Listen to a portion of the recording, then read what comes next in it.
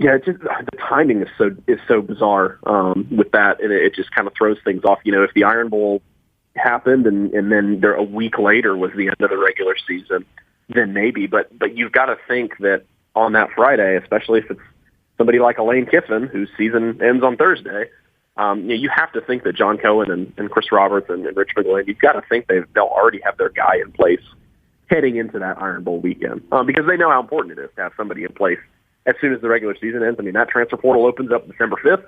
The signing day is a couple weeks after that, so you've got to get somebody in place and get them rolling. So I'm just not sure.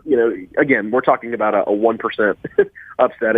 Alabama has just completely bodied Auburn every time they go to Tuscaloosa. Ever since the comeback, they've just destroyed them in 5 straight meetings. Every time the series shifts, it's always close in Jordan-Hare, but every time it shifts to Bryant-Denny, it's just really no contest. And so, I would expect Alabama to win by 4 or 5 touchdowns in that game, but we'll see what happens. It could create some problems because you would have fans and you would have everyone clamoring for him to get consideration as the head coach, but the timing might just work out to where the next day at noon or Monday at noon, you're announcing somebody else that you've been interviewing already. You've been trying to make the calls, and you've been keeping up with people these past few weeks, and you go ahead and hire that person because that's been your plan all along. So at the end of the day, this is assuming that Cadillac goes 2-2 here as the interim coach, and really just with what he's done, like you mentioned at the beginning of this, reinvigorating the program and just keeping fans interested, keeping players engaged, making sure everybody plays loose and easy, and really just sort of a perfect approach. It was pretty much exactly what Auburn needed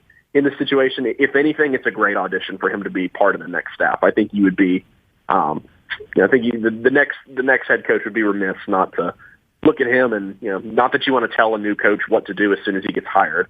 Auburn's not going to tell him, hey, you got to keep him on staff, but I think anyone who's smart would look at what he's done, look at how the players respond to him, look at how good of a recruiter he is, look how much the fans love him, and say, I might, just to at least settle in at Auburn, it might be worth keeping this guy around. So I think if anything, he's probably gone ahead and locked himself a spot on the next staff, regardless of who that coach is.